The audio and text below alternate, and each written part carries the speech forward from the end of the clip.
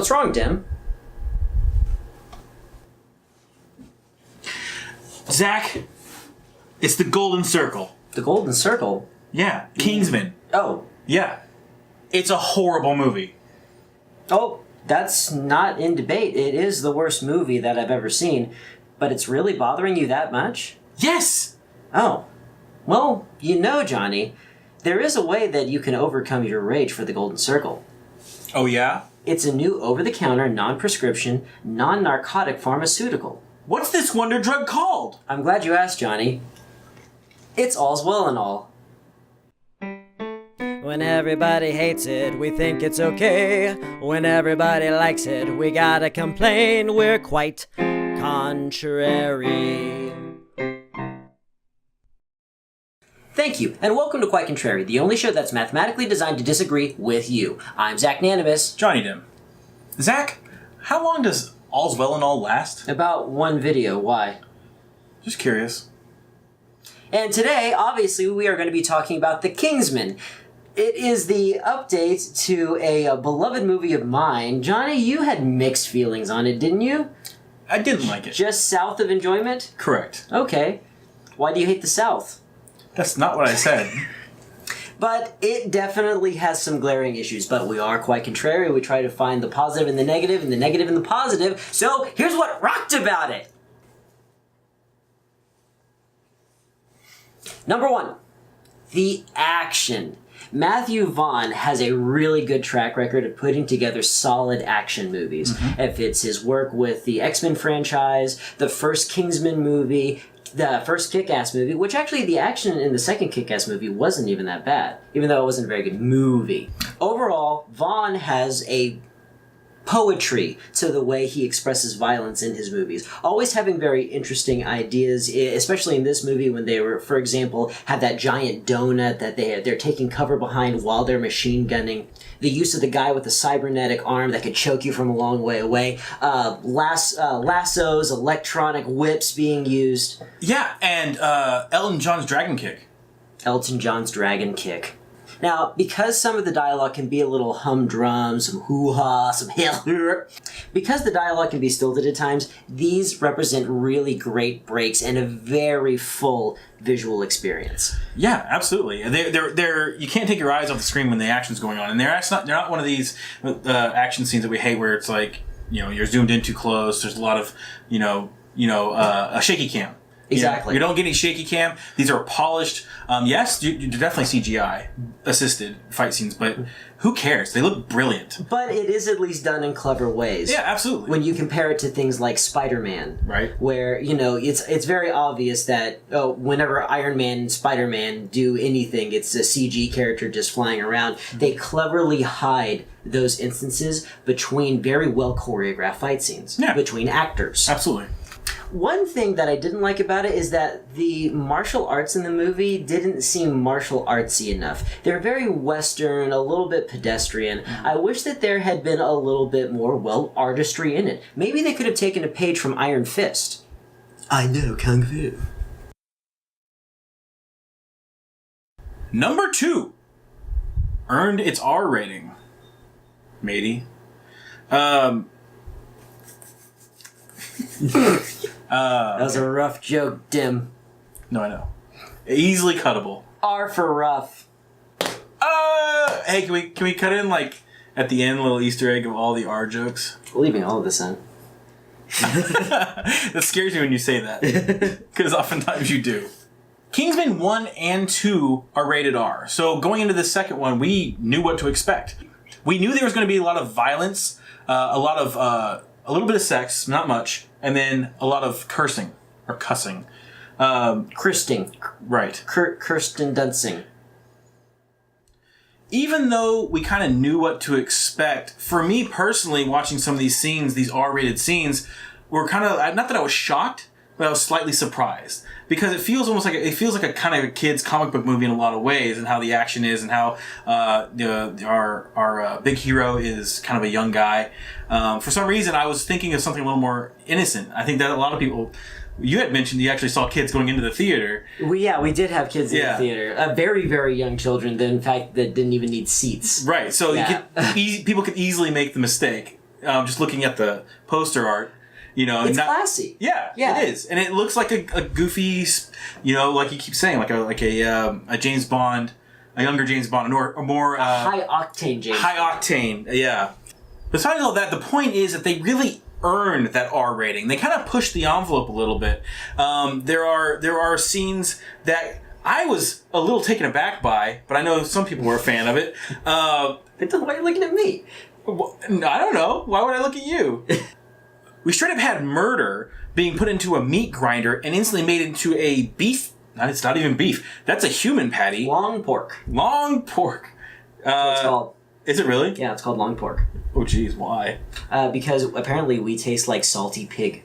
Oh, boy. Yeah. There are some, sexually charged scenes that I personally kind of could have done without. And there was a lot of just F words. Elton John even said a bad word or 5. If you've watched a lot of our stuff, you know that I'm actually a big fan of rated R superhero movies. And this is kind of a rated R superhero movie. And it tickled me a bit. It kind of helped me realize this is my dream, to see all superheroes in rated R versions of their movies. Yeah, and you're not really that far off the mark, because this movie is actually as mature as it is because it's been reworked from one of the original drafts of the Lego Batman movie. I didn't know that. Greatest enemy. You can't do You can't do both. save the city or catch your greatest enemy. Yes! You're obsessed with me! Yes, yes, you are! Who else drives you to one-up them the way that I No, we Number 3! The cast.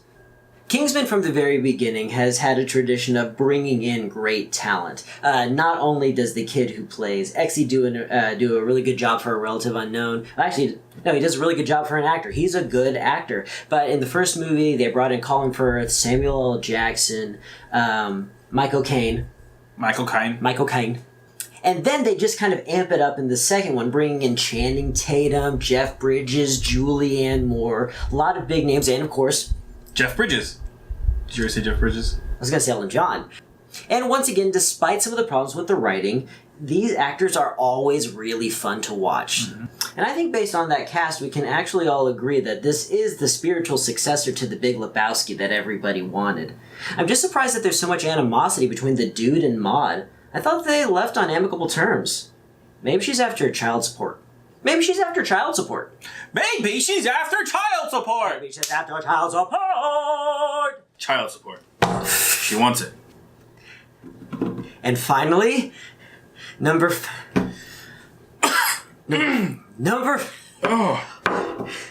Wait, you said this stuff lasted about a video, right? Yeah, just about one YouTube video. We already did our 3 points. Which means that the YouTube video's over. Oh, I hate Kingsman The Golden Circle again! So here's what sucks about it! Oh, it blows! Jesus! I'm sorry for putting you through that charade, but really, don't go see this movie. And this next segment is going to be full of spoilers because we're going to talk about all the things that it did wrong and how to fix them. Because it ain't hard! No! We wrote a better scene of one of the worst scenes on the way home from the theater! Yeah. Oh my gosh!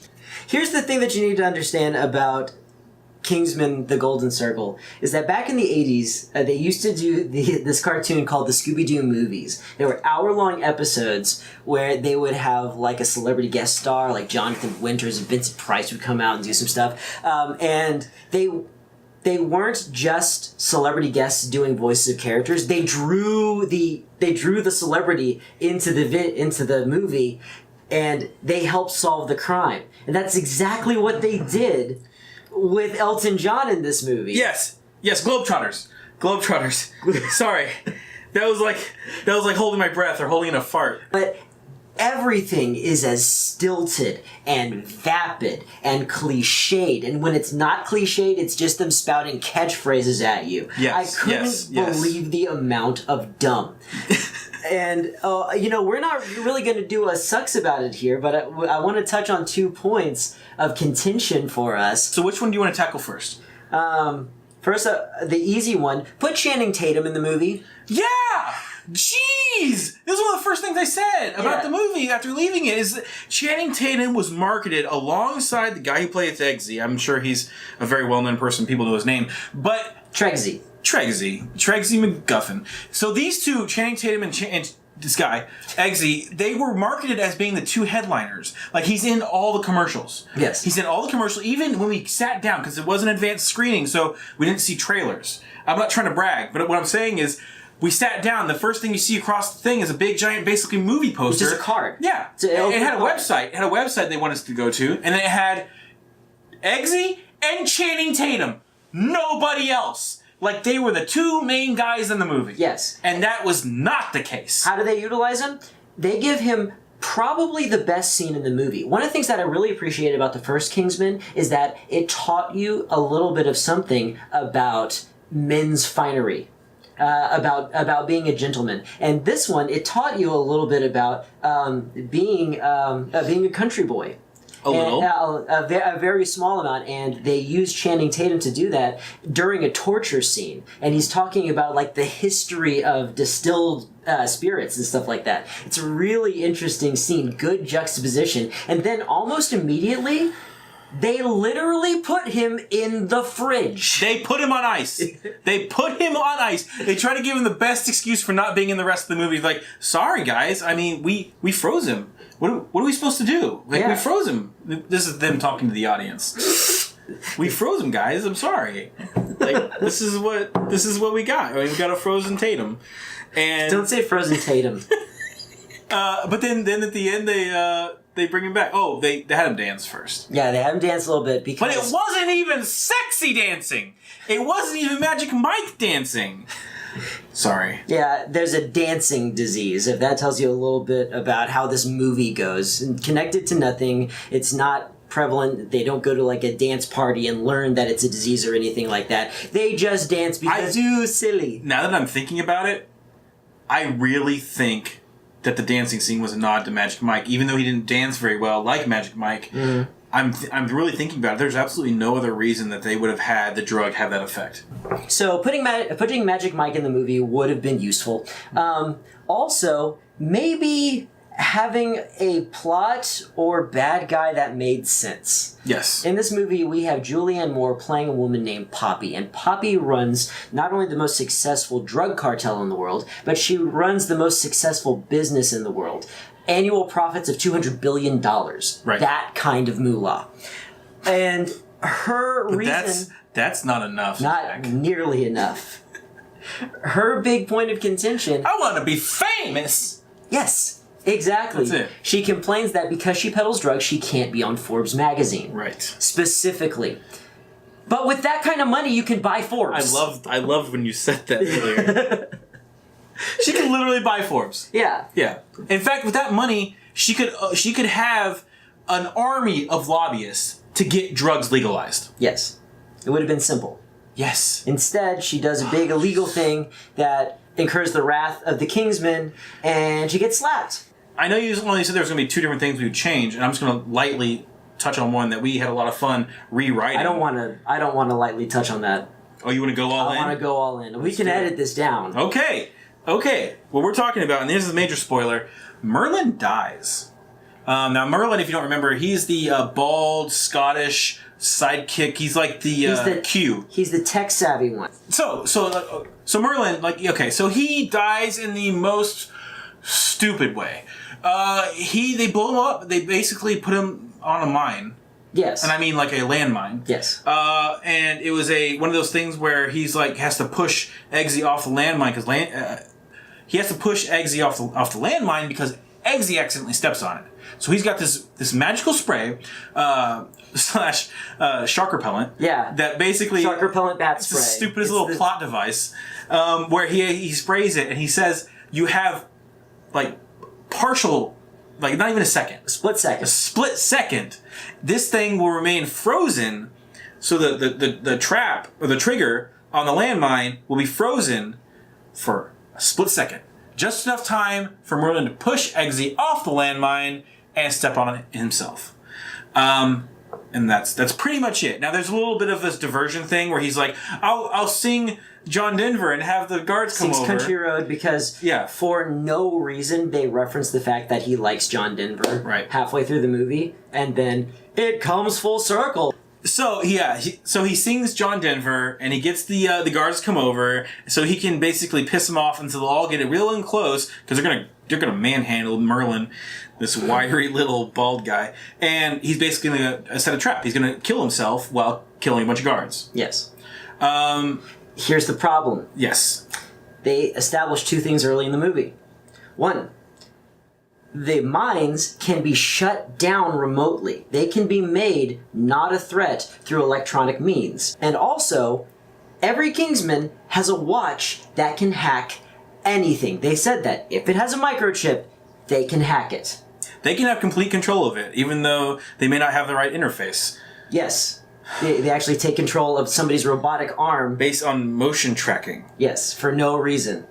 So, in a movie, in a franchise, from a director that is so good and so careful and so creative with his action sequences, why didn't we take the time to have epic Merlin mine fights? Yes! Imagine if this character, one of the senior agents who was in the previous movie, suddenly gets his first fight sequence, and it's one where he can't move his left foot. So memorable. Yeah, he has to spin around and pivot while kicking and punching. Maybe he has a little bit more of that spray so he can switch feet and things like that. And then halfway through, because he's punching people onto mines that he knows are already around him, somebody's hand flies off and he catches it, and there's a walkie-talkie inside, and it's like, code red, shut down the mines. And he's like, ew, I think not. You know, and so he gets off his mine, he knows the mines are no good, he starts digging them up out of the ground and throwing them like frisbees and turning them back on. Yeah. That would have been amazing! Man, that would have been nice. So, in honor of our fallen comrade and wasted opportunity, Merlin, you deserve so much more. This one's for you.